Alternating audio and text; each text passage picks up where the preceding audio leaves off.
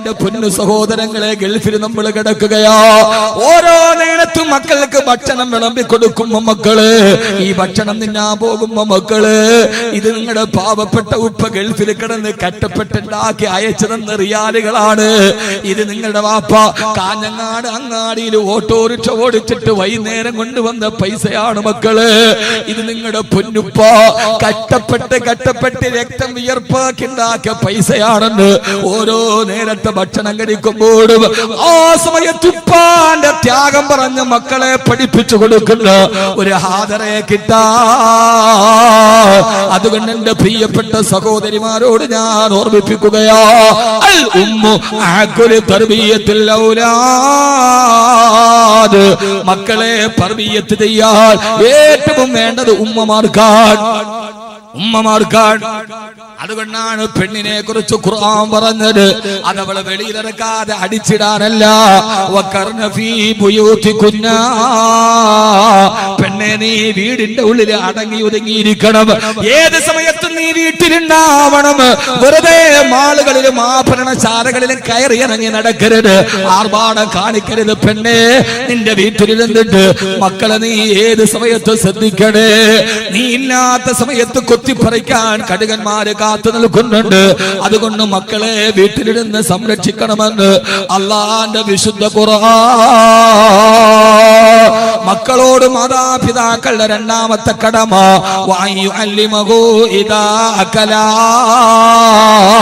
വകതിരിവായാൽ ഇൽമു പറഞ്ഞു കൊടുക്കുക, അള്ളാനെ കുറിച്ച് പറഞ്ഞു കൊടുക്കുക. ഇന്ന് നമ്മുടെ വീട്ടിൽ അള്ളാനെ കുറിച്ച് പറയാറുണ്ടോ? അലിയാര് തങ്ങളെ കുറിച്ച് പറയാറുണ്ടോ? അജ്മീർ ഖാജാനെ കുറിച്ച് പറയാറുണ്ടോ? കാഞ്ഞങ്ങാട് ഏതുമ്മമാരാണ് ഇതിന്റെ പരിസര പ്രദേശത്ത് മറമാടി കിടക്കുന്ന ഔലിയാക്കളുടെ ചരിത്രം നമ്മുടെ മക്കൾക്ക് അടിത്തട്ടിനെടുത്ത് പറഞ്ഞു കൊടുത്തിട്ടുണ്ടോ? ഇല്ല. ഇന്ന് നമ്മുടെ മക്കൾ വീട്ടിൽ കേൾക്കുന്നതേതാ? സൂപ്പർമാന്റെ ചരിത്രം, സ്പൈഡർമാന്റെ കഥ, അതിഭാവുകത്വത്തിന്റെ കഥ കേട്ടിട്ട് മക്കൾ വരുമ്പോ രാപ്പകലില്ലാതെ നമ്മുടെ മക്കൾ സീരിയലും സിനിമയും കാണുമ്പോ ബാങ്ക് കൊള്ളകടിക്കാൻ പഠിപ്പിച്ചതാരാ സിനിമ, ഉമ്മയെ കയറി പിടിക്കാൻ പഠിപ്പിച്ചതാരാ സിനിമ, അയൽവക്കക്കാര് പെണ്ണിനോട് അരിതായ്മ പഠിപ്പിച്ചതാരാ സിനിമ, ഒരു പെണ്ണിന്റെ നഗ്നതയിലോട്ട് നോക്കാൻ പഠിപ്പിച്ചതെന്താ സിനിമ, കള്ളം പറയാ പഠിപ്പിച്ചതെന്താ സിനിമ, കൊലപാതകം ചെയ്താൽ രക്ഷപ്പെടാൻ സൂത്രം പറഞ്ഞു തന്നതാരാ സിനിമ. ഇത് മുഴുവനും നമ്മുടെ മക്കളിരുന്ന് കണ്ടപ്പോ ആ മക്കളുടെ മനസ്സിൽ അരിതായ്മയുടെ ചിന്ത വന്നാൽ ഉത്തരവാദി ആരാ? രാപ്പകലില്ലാതെ മക്കളെ സിനിമ കാണിക്കുന്ന, പ്രേമത്തിന്റെ പാട്ടുകൾ കേൾക്കുന്ന, അതിന്റെ കാസറ്റ് കേൾപ്പിക്കൂല, നന്മയുടെ കാസറ്റ് കേൾപ്പിക്കൂല, ബുറുദ പഠിപ്പിച്ചു കൊടുക്കില്ല.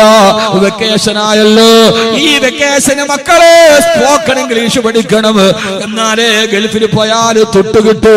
എന്നാ ഈ വെക്കേഷൻ എന്റെ മക്കള് ബുറുദ പഠിക്കണം, ഈ വെക്കേഷൻ എന്റെ മക്കള് മങ്കൂസ് മൗലൂദ് പാടിപ്പഠിക്കണം, പള്ളിക്കല ഉസ്താദിന്റെ അടുക്കൽ സമയം പോലെ പോകണം. ആരാ മാതാപിതാക്കളെ പറയാറുള്ളത്?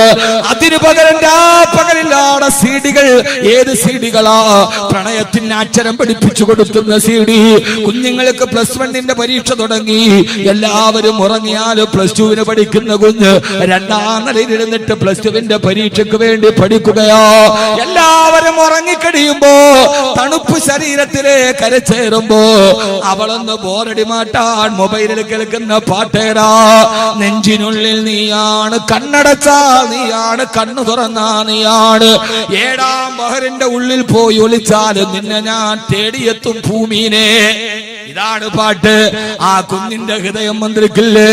ബേക്കൽ കോട്ടിലെ തിരമാലകള് കരയിലേക്ക് തലതല്ലി തിരിച്ചു പോകുമ്പോ മടിയിലെ തല വെച്ചിട്ട് എന്റെ നീലക്കണ്ണിന് നോക്കി നിരാപക്ഷിയുടെ നിതാന്ത വിസ്മയത്തോട് ഇങ്ങനെ ഒരു പാട്ട് പാടിത്തരാൻ എനിക്കൊരു കാമുകനുണ്ടായിരുന്നെങ്കിൽ എന്നാ പെണ്ണ് ചിന്തിച്ചു പോയാൽ ഇതവൾക്ക് പഠിപ്പിച്ചു കൊടുത്തതാരാ? ഇതവൾക്ക് പഠിപ്പിച്ചു കൊടുത്തതാരാ? അവിടെ നമ്മൾ തൊട്ടിലിൽ കിടക്കുന്ന പ്രായത്തിൽ പോലും സൂപ്പർമാന്റെ കഥ കേൾക്കുന്നത്, സിനിമയുടെ പാട്ടുകൾ, കുഞ്ഞുങ്ങൾ പാടുന്ന പാട്ടേതാ? മിന്നാമിനിങ്ങിന്റെ കഥ. എന്നാൽ നമ്മുടെയൊക്കെ ഉപ്പയും ഉപ്പാപ്പയും ഒക്കെ വീട്ടിൽ, നമ്മുടെ വീടിന്റെ കോന്തരയിൽ ഒരു ചെറിയ തൊട്ടിലുണ്ടായിരുന്നു. ആ തൊട്ടിൽ നമ്മൾ കിടന്ന് താരാട്ട് പാടുമ്പോ നമ്മുടെയൊക്കെ വയസ്സായ ഉമ്മ പാടിത്തന്ന പാട്ടേതാ? ലാ ഇലാഹ ഇല്ലല്ലാഹു ലാ ഇലാഹ ഇല്ലല്ലാഹ് ലാ ഇലാഹ ഇല്ലല്ലാഹു മുഹമ്മദുർ റസൂലുള്ളാഹ്. രാവിലെ മുതൽ വൈകുന്നേരം വരെ വകതിരിവുള്ള പ്രായത്തിൽ എന്റെയൊക്കെ ചെവിയിൽ കേട്ടത് ഉമ്മാന്റെ താരാട്ടാൾ. ഏത് താരാട്ട്? സ്പൈഡർമാന്റെ താരാട്ടല്ല, മിന്നാമിനിങ്ങിന്റെ പാട്ടല്ല. ലാ ഇലാഹ ഇല്ലല്ലാഹു.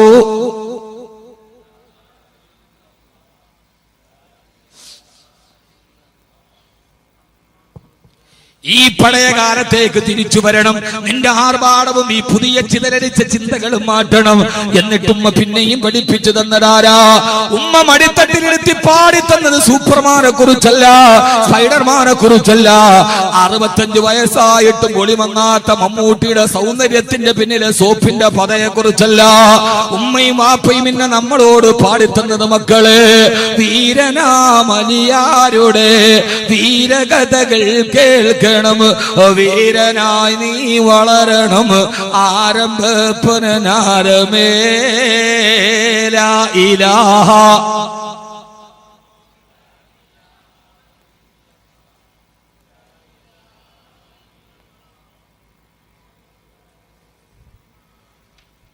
ഇന്ന് ഏത് വീട്ടിൽ ഇതൊക്കെ എന്തുകൊണ്ട്? വാക്കവി ഇപ്പൊ ഇതാ അത് പറയാ താരാട്ടുപാടല്. മോനെ, കുട്ടികളെ പഠിപ്പിക്കേണ്ടത് എപ്പോഴാ? 10ാം ക്ലാസ് കഴിഞ്ഞിട്ടല്ല. ഞാൻ പറഞ്ഞ രംഗണു നോക്ക്, നിങ്ങക്ക് പോകാൻ ധൃതിയുണ്ടോ? ഏറ്റവും ധൃതി എനിക്കാണ് സമയം. ഞാൻ ഈ സംഘാടകർ ഒത്തിരി പുറം നേരത്തെ തുടങ്ങും, നേരത്തോടെ ഇതൊന്നും പറയാൻ വേണ്ടിയാണ്. ഇപ്പൊ വീണ്ടും വീണ്ടും താമസിക്കും. 12 മണി കഴിഞ്ഞാൽ പിന്നെ പറയാൻ പറ്റും. അല്ലാഹ്, ഈ പഴമയിലേക്ക് നമ്മുടെ ഉപ്പയും ഉമ്മയും എന്തെങ്കിലും ചെയ്തിട്ടുണ്ടെങ്കിൽ അത് വെറുതെ ചെയ്തതല്ല. ഇപ്പൊ നമുക്ക് പരിഷ്കാരമായി. പണ്ടത്തൊക്കെ നമുക്ക് വിദഗ്ധായി, പണ്ടത്തതൊക്കെ നമുക്ക് കുഫറായി. അപ്പൊ പിന്നെ നമ്മളൊക്കെ ആരായി? നമ്മൾ വലിയ മഹാന്മാരായി. അല്ല, പഴമയുടെ കാലത്ത് നമ്മുടെ ഉപ്പയും ഉപ്പാപ്പയും എന്തെങ്കിലും നമ്മളെ പഠിപ്പിച്ചിട്ടുണ്ടെങ്കിൽ അതവര് വെറുതെ പഠിപ്പിച്ചിട്ടില്ല. ഞാൻ പറഞ്ഞേരാ, എന്താ അവര് താരാട്ട് പാടിയപ്പോ പാടിയത്? പണ്ടൊക്കെ നമ്മളൊക്കെ വീടിന്റെ മുമ്പിൽ ഒരു തൊട്ടിൽ എപ്പോഴും കെട്ടി തൂക്കിയിട്ടിരിക്കും. കാരണം എല്ലാം കൂട്ടുകുടുംബമൊക്കെ അവിടെ താമസിക്കുക. ഒരാളുടെ പ്രസവം കഴിയുമ്പോൾ മൂത്തമോന്റെ മരുമോള് പ്രസവിക്കും. അവളുടെ പ്രസവം കഴിയുമ്പോൾ 2ാമത്തെ മോന്റെ ഭാര്യ പ്രസവിക്കും. ഇങ്ങനെ ഒരു ദൗർ തസൽസുലായിട്ട് ഇത് കൃത്യമായിട്ട് നടന്നുകൊണ്ടിരിക്കും. അതുകൊണ്ട് തൊട്ടിലഴിക്കൂല, എപ്പോഴും ലാ ഇലാഹ ഇല്ലല്ലാഹുടെ പാട്ടാണ് വീട്ടിൽ. ഇപ്പൊ അങ്ങനെ തൊട്ടില് തന്നെ ഇല്ല.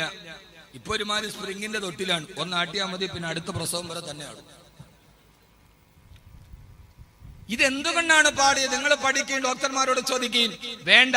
ഹബീബായ നബി മുഹമ്മദ് മുസ്തഫ, ഉറക്കെ പറ, ഹബീബായ നബി മുഹമ്മദ് മുസ്തഫ സല്ലല്ലാഹു അലൈഹി വസല്ലമ പറഞ്ഞിട്ടുണ്ട്, പ്രകോപനമോ പ്രലോഭനമോ ഇല്ലാതെ അള്ളാഹുവിനെ സ്വീകരിക്കാൻ കഴിയുന്ന ഹൃദയത്തോടെയാണ് ഒരു കുഞ്ഞിനെ അള്ളാഹു നമ്മുടെ കയ്യിൽ തരുന്നത്.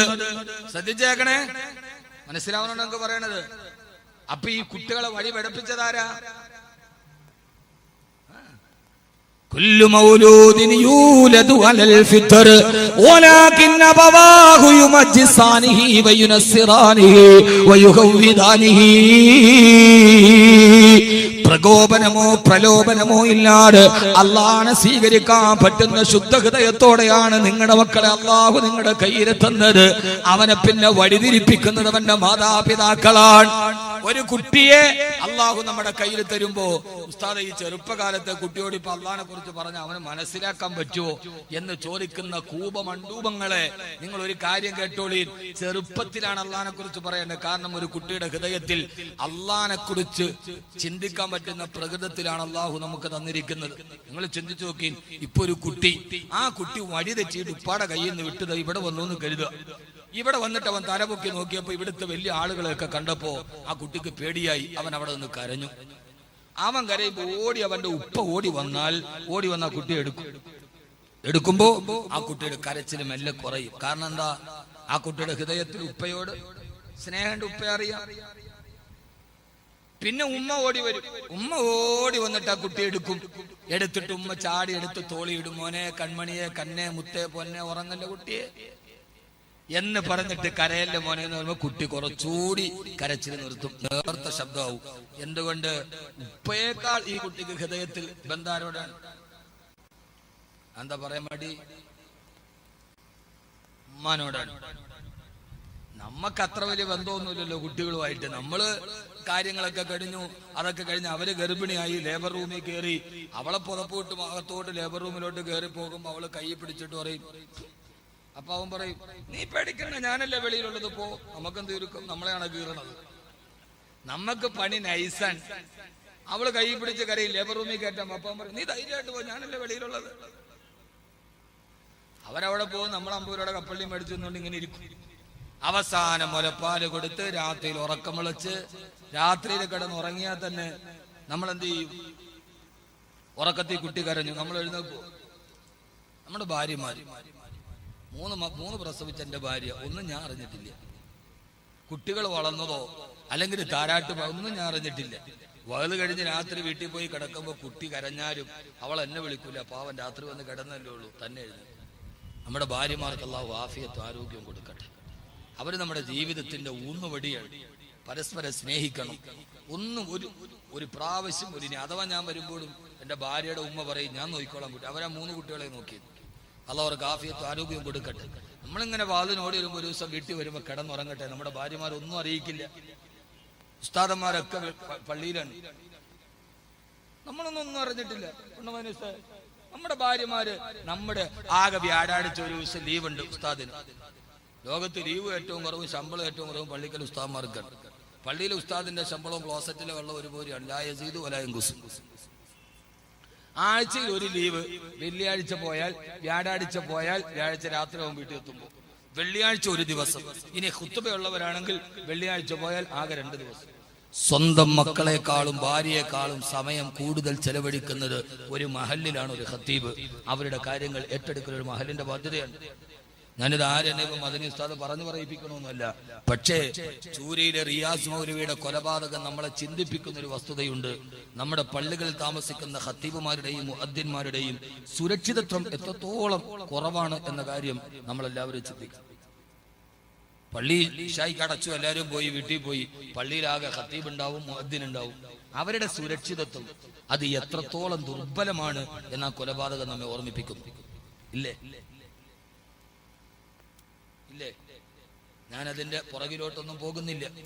മദ്യപിച്ചപ്പോൾ ഒരുത്തിന് ഒരാളെ കൊല്ലണമെന്ന് തോന്നുക, ആ തോന്നുന്ന പള്ളിക്കൽ മുസ്ലിയാർ തന്നെ ആവുക, പള്ളിക്കകത്ത് പോയി കയറിയിട്ട് ഒരാൾ കടുത്തിറക്കുമ്പോൾ മറ്റേ ആൾ കല്ലെറിയുക, 3ാമത്തെ ആൾ ബൈക്ക് സ്റ്റാർട്ട് ചെയ്ത് വെക്കുക, അതിനകത്ത് കയറി അവർ രക്ഷപ്പെട്ടു പോവുക.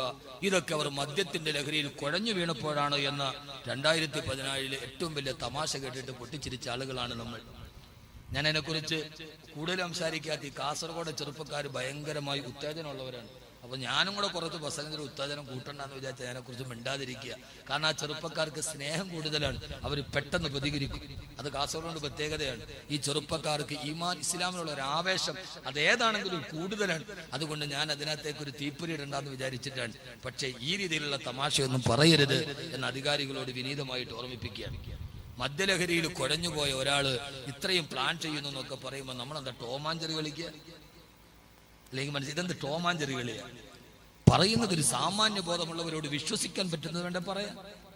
അധികാരികളോടൊരു കാര്യം, തിരൂരിലെ യാസറിനെ കൊന്നപ്പോൾ വെറുതെ വിട്ടപ്പെടാണ് തിരൂരിൽ ഫൈസൽ കൊല ചെയ്യപ്പെട്ടത്. ഫൈസലിനെ കൊന്നവർക്കെതിരെ UAPA ചുമത്താതെ വന്നപ്പോഴാണ് പിന്നെ റിയാസ് മൗലവി കൊല ചെയ്യപ്പെട്ടത്. അധികാരികളുടെ നിസ്സംഗതയും നിയമത്തിന്റെ പഴുതുകളുമാണ് കൊലപാതകങ്ങൾ സൃഷ്ടിക്കപ്പെടാൻ കാരണമെന്ന് മനസ്സിലാക്കിയില്ലെങ്കിൽ നമ്മുടെ കേരളം മറ്റൊരു നോർത്ത് ഇന്ത്യയായി മാറാൻ താമസമുണ്ടാവില്ല. അതുകൊണ്ട് ഭരണാധികാരികൾ, അധികാരികൾ, ഉത്തരവാദിത്തപ്പെട്ടവർ ഈ മണ്ണിൽ നിരപരാധികളുടെ രക്തമൊടുകാൻ കൂട്ടുനിൽക്കരുത് എന്ന് വിനീതമായ ഒരു ജനാധിപത്യത്തിന്റെ ഭാഷയിൽ ഞാൻ ആവശ്യപ്പെടുകയാണ്. പ്രതികൾ ശിക്ഷിക്കപ്പെടണം ആരുമായാൽ.